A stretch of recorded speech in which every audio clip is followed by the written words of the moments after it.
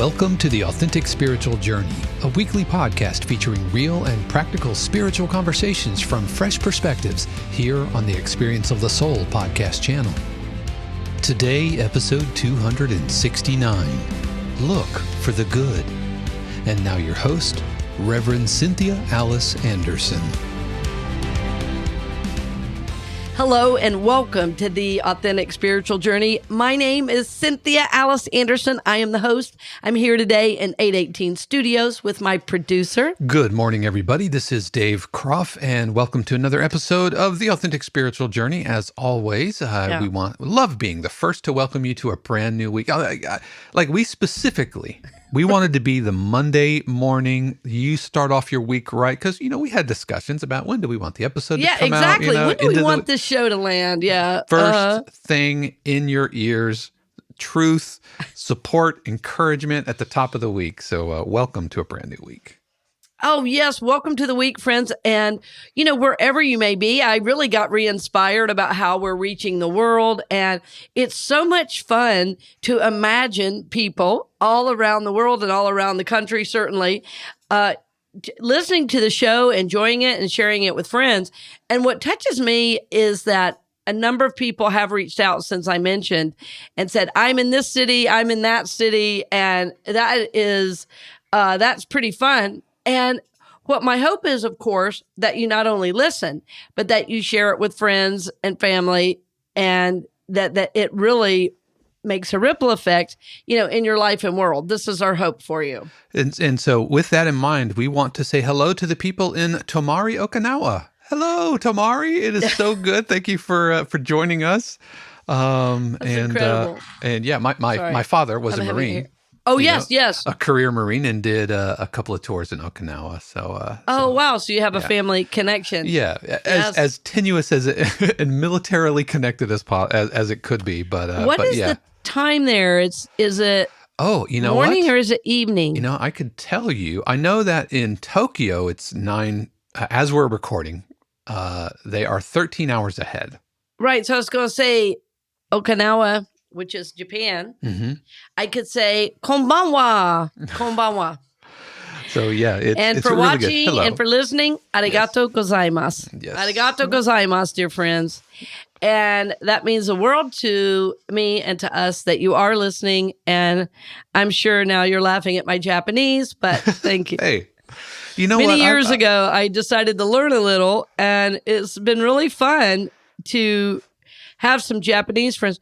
I worked in retail then, and I had clients that were coming in that were from different countries. That's people from Korea and people from Japan. And it just so happened that I had an employee, a young man, a guitarist, who worked for me, who was Japanese, and his mom taught Japanese.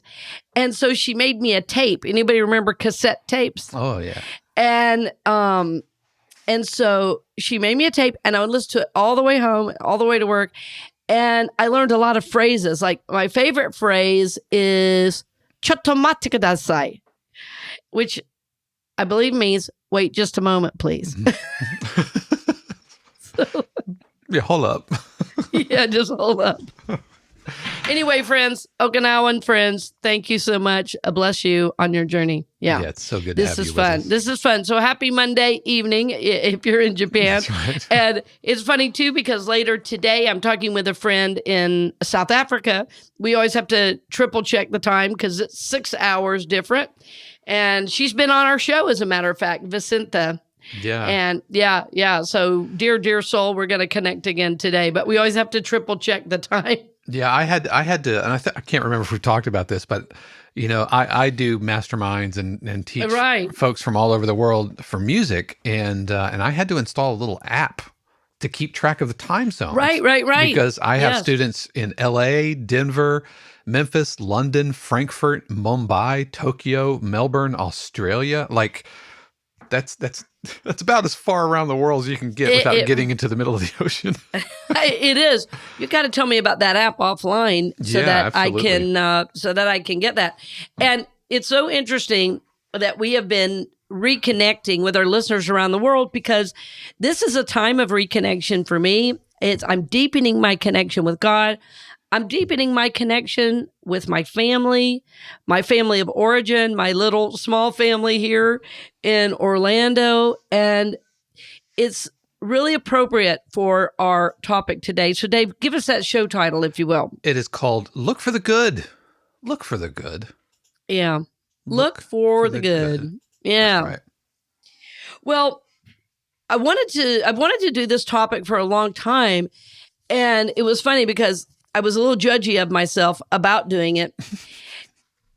And I'll tell you the thought. I'll just invite you into my process. Every time I thought about it, I said, is it deep enough? And here is the thing about this idea of looking for the good is it has sustained me my entire life. So having said that, I'd say is very deep. I think that it sounds so simple, kind of sounds like a bumper sticker, like one day at a time, look for the good, easy does it, make it happen, shift happens. Right. So I didn't want to come off sounding like a bumper sticker, but looking for the good is a kind of spiritual discipline, really, because everything in our world looks for the bad. Everything in our world looks for the bad. Advertisers tell you what's wrong with you and why you need their product, for instance. I've talked about this many times. And friends, I keep bringing it up because it seems like that never ends. I think as we age, we start to self-judge in a different way. Like maybe we have wrinkles, maybe we have gray hair, and the magazines say if we nip this and tuck that and color this, we can be okay. Now, there's nothing wrong with doing whatever it is you want to do. My point is, I don't want us to color our hair simply because we feel bad about a normal aging process. Do it because you want to, because you love the new color, not because there's shame about who you are and somebody's made you feel bad about that, right? But so that's an aspect of our culture where it seems simple and you go, yeah, it's advertising, but we are bombarded with these ideas that how we are, who we are, as we are, is not okay. And so at times, just in that one regard, looking for the good, in other words, what is working? What do I love about myself? Will completely shift how you're walking through the world.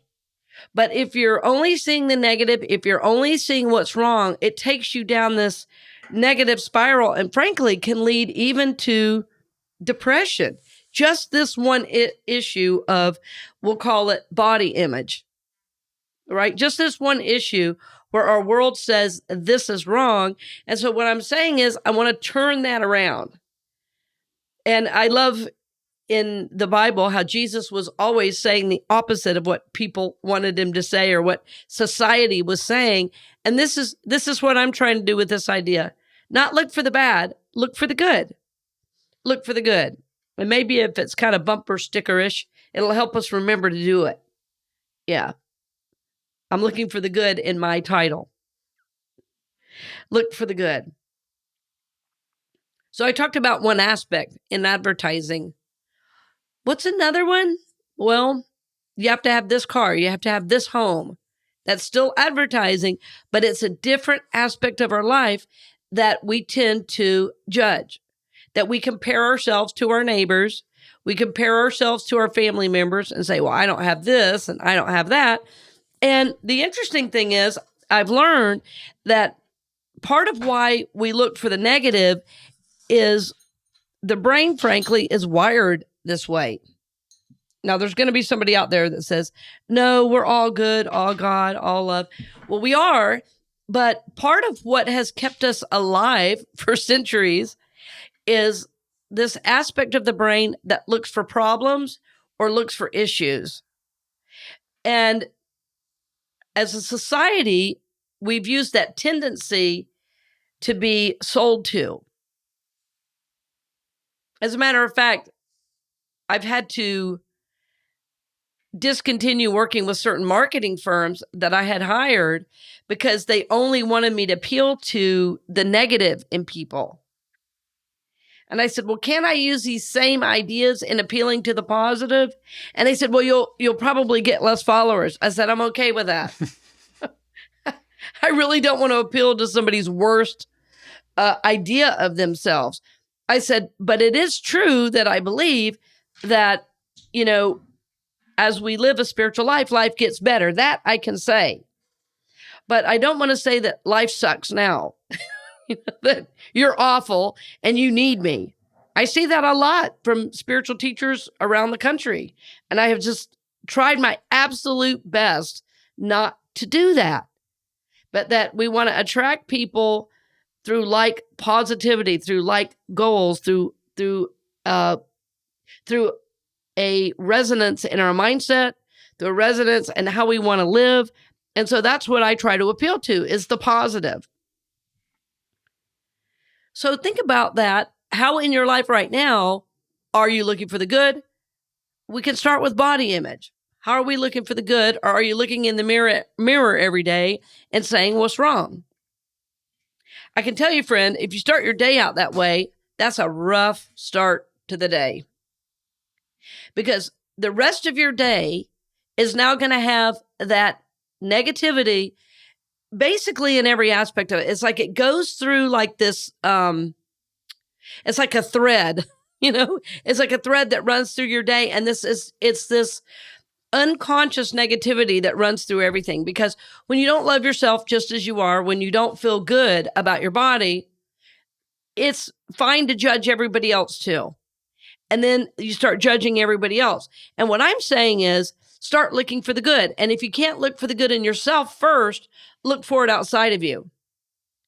And it's amazing the way the soul works, because, somebody said to me one time, are you supposed to feel it first or do it first? And I said, yes. I said, wherever you start, it works. It works. And so in my life, what I've loved to do is look for the good.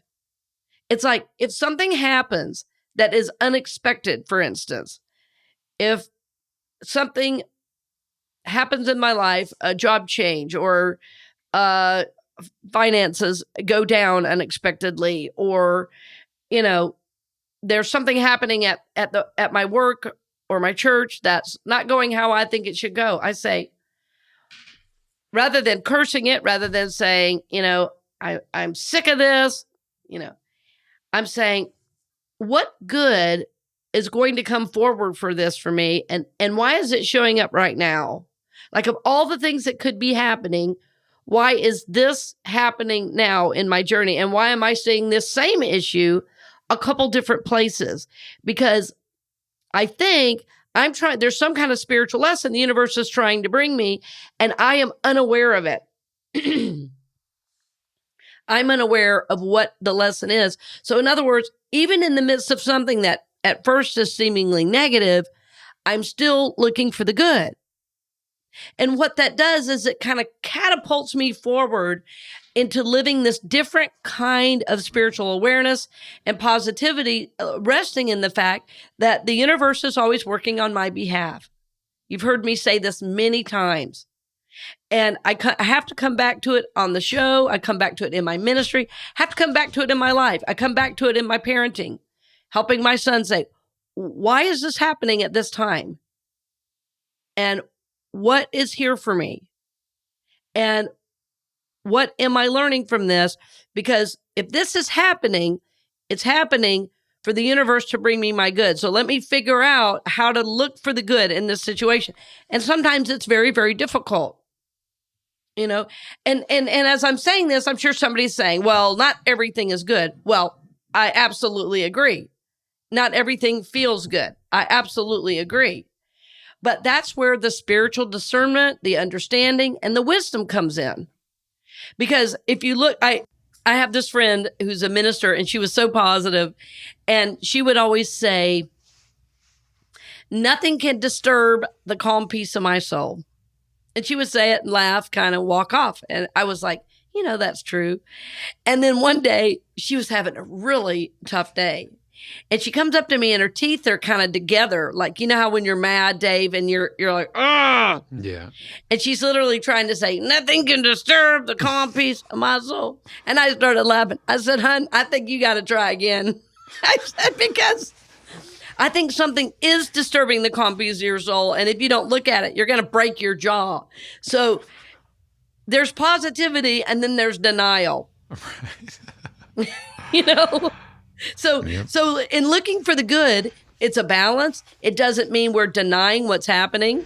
And I've learned recently, and part of the pattern of my family of origin, I love them to death. They're great people. They, help a lot of folks in the world. But we do, as a whole family, have a real healthy sense of denial. We can deny what's going on for a really long time.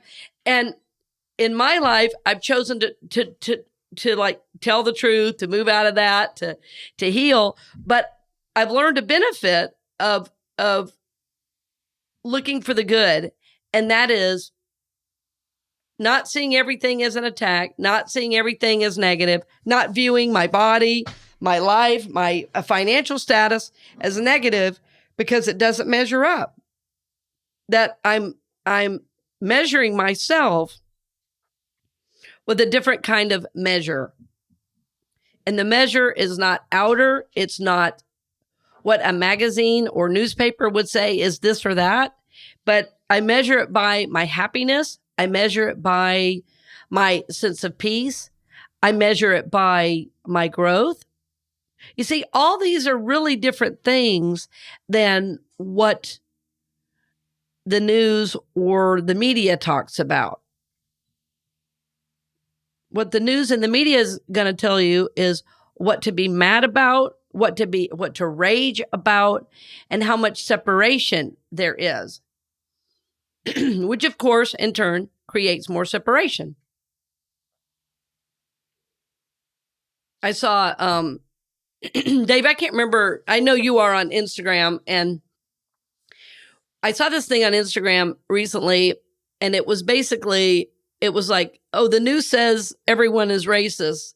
And then it showed these, I don't know, 4 or 5 people, white and black, dancing and grooving together. And they go, but this is what's really happening. So yes, there are issues of racism, friends. There are. And yet, what is the predominant? What is the predominant? There are people connecting every single day that are different races. So that's the good we want to look for. Don't believe everything you hear about how bad things are. Look for the good. The thing I love to do too when I look for the good is to call it out. And I've always done that in my ministry. I've always done that with my clients. I've done it with my son in my parenting. Rather than, and as parents, it's so tempting, right? To say everything that's wrong with what your kid is doing. Don't do this, don't do that. Don't do this, don't do that. Be quiet, go in your room, Instead of looking for, wow, if they're talking a lot, I wonder, there must be something on their minds. Right. Right. They must have something to say. Or if they're going in their room a lot, maybe there's something they're in process about, and I'm going to give them space and then say later, so tell me how you're doing. It's so simple. And so when you're looking for the good rather than looking good, when you're looking for the good in life situations, in your body image, in your financial life, in your home, in your parenting, guess what? All of a sudden, life feels better because you're approaching life from a positive mental attitude. Or as I used to say when I was in my teens, PMA, baby, positive mental attitude. I'd read this book. I don't know if it's still around, Dave. I would love for you to look it up. It was written by a Delta flight attendant. It was called Your Attitude Determines Your Altitude. It was the first book I ever read. I was 16 years old. It was the first book I ever read about how your mental state, and it's what I would call your intention about life, changes how you experience what is happening. Is it still a thing? Oh yeah, by Yves Carinard, I think. Right. Okay, well, we should put that in the show notes. Yeah, I absolutely. probably ought to order it and reread it because after I read that, I was going around like a little evangelist. PMA, man, positive mental attitude. It's hilarious. Yeah, we'll have a link to that in the show notes for sure. Well, what she was talking about in the book. I remember one of the stories that she always could not stand when somebody asked her for iced tea because she had to go make it. And it was like one of the little things in life that just got on her nerves. And when she decided it was a way to be of service to the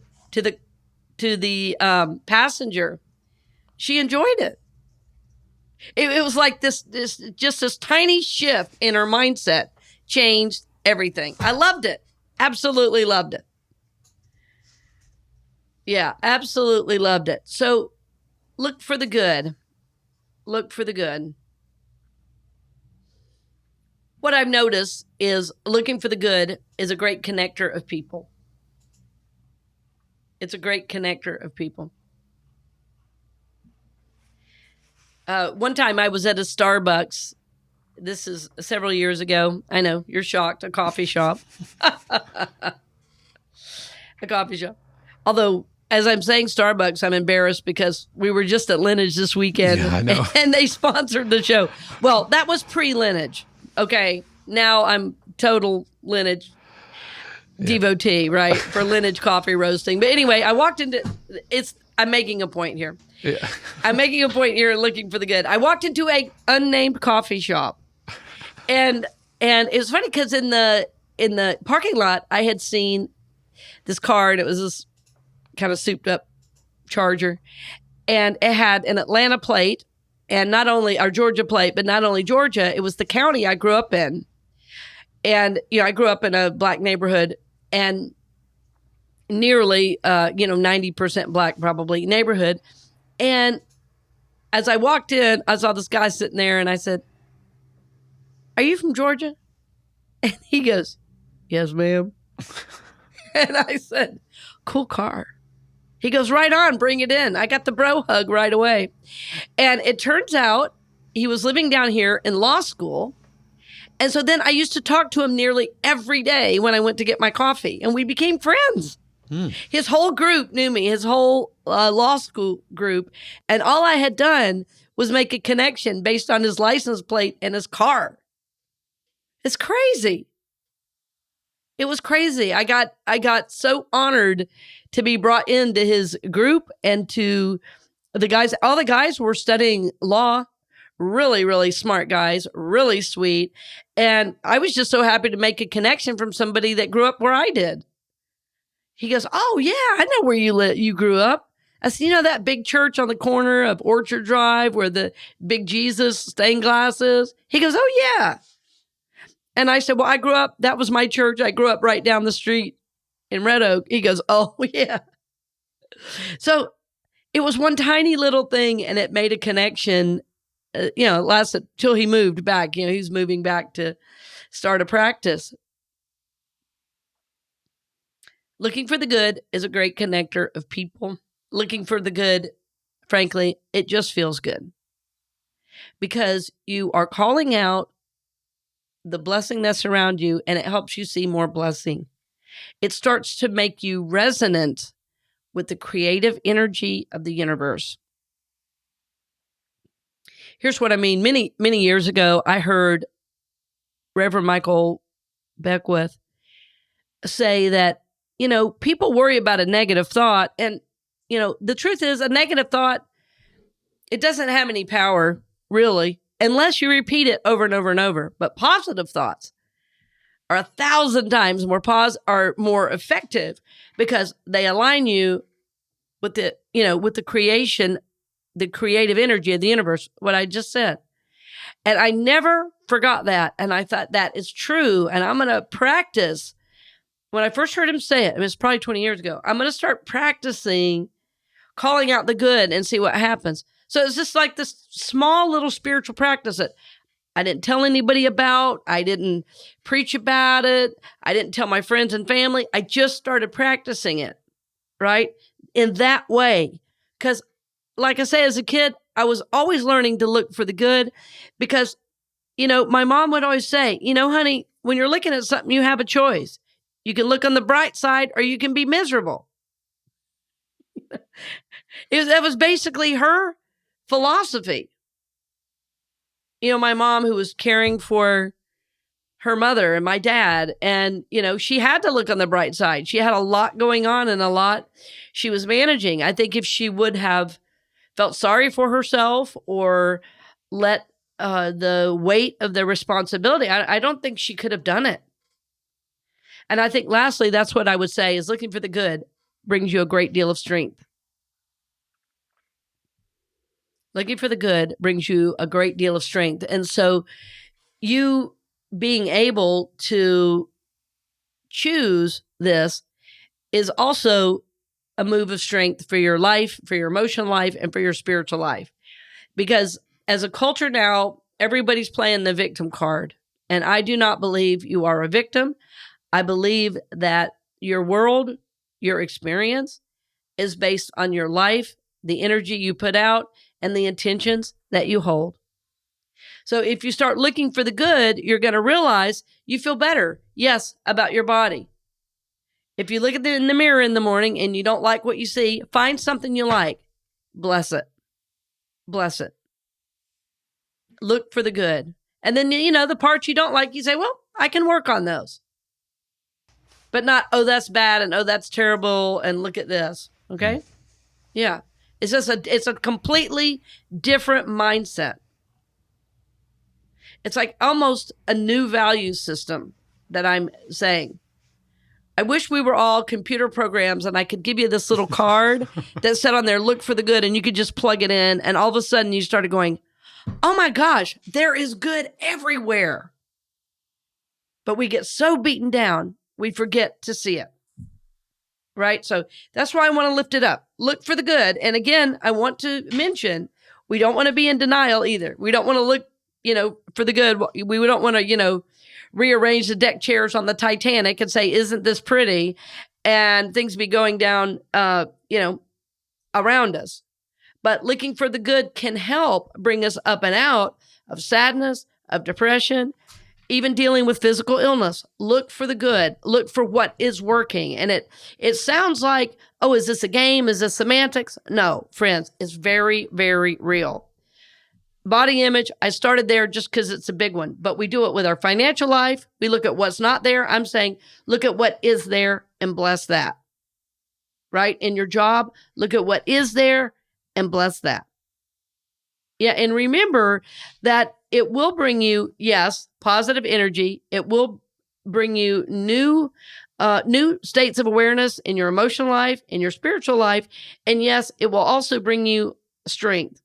And it will bring you strength because you are choosing which lens you're going to look through as you walk through the world. My hope is if you're already listening to our show, you are a person already who looks for the good. I'm just trying to make it a little more conscious for all of us as we move forward. Like, let's look for the good together and see what we can create.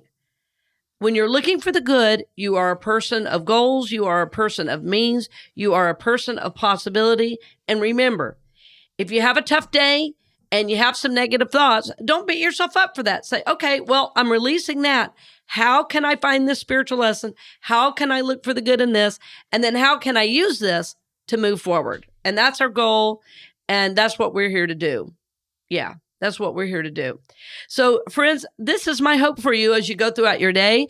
I would love to hear stories about how you apply this. Always, we welcome an email to hear from you. If you work in an office, try lifting up the people around you. If you're a parent, try lifting up your kiddos. If you're a spouse, try lifting up your spouse. Look for the good and be real about it. Don't be, not flattery. Really look for the good. Be real. Be authentic. And how you practice this one. And then we hope to hear from you about it. Tell us how you feel. Tell us if it shifts relationships. Tell us if you feel this new strength that you're going to have by looking for the good. So this is our hope for you. And as always, dear friend, we are honored. We are blessed to have you along the journey with us. And so grateful for everybody who joined us this past weekend at Lineage Coffee for the live recording of show 275.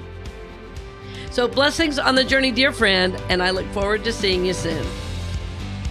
We hope you've enjoyed this episode of The Authentic Spiritual Journey here on the Experience of the Soul podcast channel. This channel is made possible because of listeners just like you.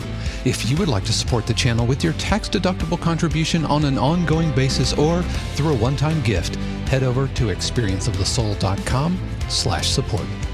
The Authentic Spiritual Journey is copyright 2023, Cynthia Alice Anderson, all rights reserved. Our theme music is composed by Dave Croft and used with permission from RR Hot Publishing. The Experience of the Soul podcast channel is a production of 818 Studios.